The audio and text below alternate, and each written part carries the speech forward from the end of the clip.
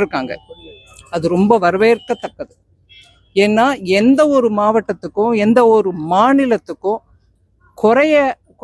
குறைச்சலா பண்ணுங்க இல்ல நிறைக்க பண்ணாதீங்கன்னு பிரதமர் ஐயா என்னைக்கும் சொல்லல. இப்போ இல்ல, இதுக்கு முன்னாடி இருந்த ஆட்சியிலையும் சரி, தமிழகத்துக்கு கொடுக்க வேண்டிய எல்லா நிதியும் கொடுக்கப்பட்டது. அதை தவிர பெரிய பெரிய ப்ராஜெக்ட் தூத்துக்குடி மாதிரி இடத்துல பெரிய ப்ராஜெக்ட்ஸ் எல்லாம் கூட அப்பவும் எடுத்துட்டு வந்தோம்.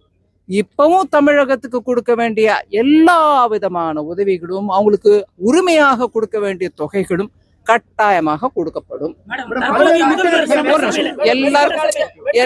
ஒரு நிமிஷம் இருக்கு, எல்லாருக்கும் பதில் சொல்றேன். ஆனா ஒண்ணா பண்ணு. சட்டப்பேரவையில கூட்டத்தொடரும் போது அப்போதைய முதல்வர் முன்னாள் முதல்வர் ஒரு குட்டிக்கலம் விமர்சனம் பண்ணிடுறாரு. அதை எப்படி பாக்குறீங்க? அரசியல் விமர்சனம் சட்டசபையில பண்ணாம வேற எங்க பண்ண முடியும்?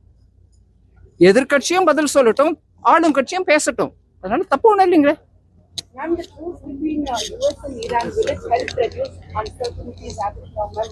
Yes, if the truth will come into play, yes, it will help the uncertainty to be removed. Meaning uncertainty will go away. We can plan with a bit more confidence. Not just us, any country. காஞ்சிபுரத்துல medical college பத்திலாம் இதுவரைக்கும் வரல. நிறைய பேர் மருத்துவ கல்விக்காக வந்திருக்காங்க. ஆனா காஞ்சிபுரத்துல என்ன மெடிக்கல் காலேஜ் இல்லாம இருக்கு.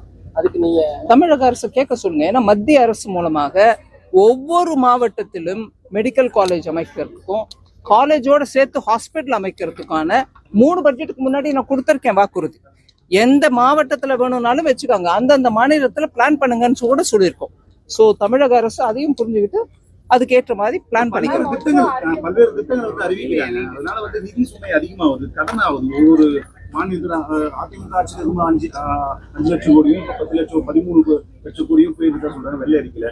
இன்னும் கூடுதலா போக போக நாட்கள் ஆண்டுகள் ஆகும், இன்னும் கூடுதலா நிதி ஆகும். ஒரு நிமிஷங்க. ஒரு கடன் வாங்குறோம்னா அதன் மூலமாக ஒரு பொதுமக்களுக்கான சொத்து கட்டி உருவாக்கி அது பொதுமக்களுக்கு கொடுக்கணும். சொத்துனா என்னங்க? ஸ்கூலா இருக்கட்டும், ஹாஸ்பிட்டலா இருக்கட்டும், இல்ல ஒரு தொழில்நுட்பத்திற்காக ஒரு பெரிய நிறுவனமாக இருக்கட்டும், இதெல்லாம் பரம்பரையா இருக்கும். அதாவது இன்னொரு நெக்ஸ்ட் ஒரு 50 வருஷத்துக்கு 60 வருஷத்துக்கு இருக்கும். அந்த சமயத்துல மக்களுக்கு அதுல வேலை வாய்ப்பு கிடைக்கும், இல்ல படிக்கிறதுக்கான வாய்ப்பு கிடைக்கும். அதன் மூலமாக தொழில் அந்த இடத்துல வளரும். இல்ல அதை சுத்தி இருக்கக்கூடிய இடத்துல ஹாஸ்டல்ஸ் கட்டுவாங்க, பிள்ளைங்க வரத்துக்கு போறதுக்கு டிரான்ஸ்போர்ட் பெருகும். இப்படியாக ஒரு சொத்து கிரியேட் பண்ணினா, கடன் வாங்கி கிரியேட் பண்ணா கூட அதன் மூலமாக எக்கானமியில பலதரப்பட்ட தாக்கம், நல்ல தாக்கம், கெட்ட தாக்கம் இல்லை, நல்ல தாக்கம் ஏற்பட்டு அதன் மூலமாக எக்கானமி வளரும். இது எல்லாரும் ஒப்புக்கொள்ளக்கூடிய ஒரு தியரி. அதனால நான் கடன் வாங்கிட்டே போறோமே, கடன் வாங்கி அதன் மூலமா என்ன பண்றோன்றதுதான் விஷயம். நீங்க சொத்து உருவாக்குறீங்களா, அதன் மூலமா கல்வி வருதா, அதன் மூலமா தொழில் வருதா, அதன் மூலம் வேலை வாய்ப்பு பெருகுதா, அதை பண்ணுங்க. அதனாலதான் மோடி ஐயா பாருங்க, ரோட கட்டுங்க, போர்ட்டை கட்டுங்க, ஏர்போர்ட்டை கட்டுங்க, மக்கள் வரட்டும், இல்ல பெரிய பெரிய ஹாஸ்பிட்டல் கட்டுங்க அப்படின்னு பண்றோம். சொத்து கேபிட்டல் எக்ஸ்பெண்டிச்சர். நீ அதை பண்ணாம ரெவென்யூ எக்ஸ்பெண்டிச்சர், அதாவது இன்னைக்கு மக்கள் கையில பணத்தை கொடுத்துடுறேன், இவங்களுக்கு உயர்வை கொடுத்துடுறேன், அவங்களுக்கு சம்பளத்தை கொடுத்துறேன், இன்னும் 1000 பேருக்கு, இதை மாத்திரம் பண்ணிருக்கணும். ஆனா இதை பண்ணக்கூடாதுன்னு சொல்ல, இதையும் பண்ணுங்க. உங்களுக்கு வசதி இருக்கும்போது பண்ணுங்க.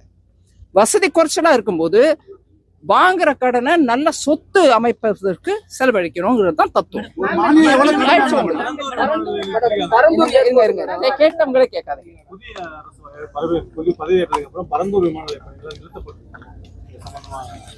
அது அந்த விஷயம் எனக்கு ஃபுல்லா புரிஞ்சுக்கணும். யார் என்ன கேட்கறாங்க, எது வேணாங்கிறாங்கன்றத பாத்துக்கணும்.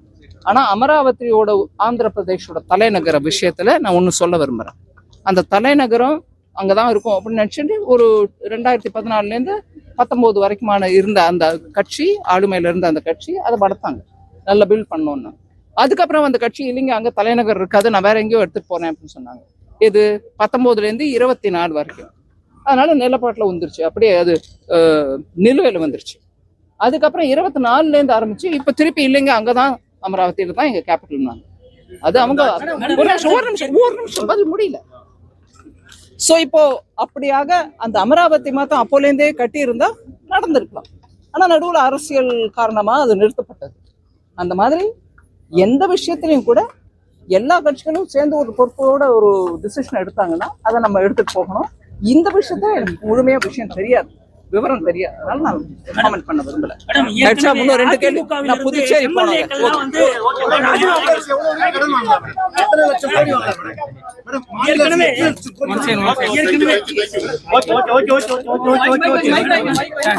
உங்களுடைய ஜிஎஸ்டிபின்னு இருக்குங்களா, நாட்டுக்கு ஜிடிபிங்கிறோம். ஒரு ஸ்டேட்டுக்கு GSDP, cross state domestic product, அந்த அமௌண்ட்ல 3% நீங்க கடன் வாங்கலாம்.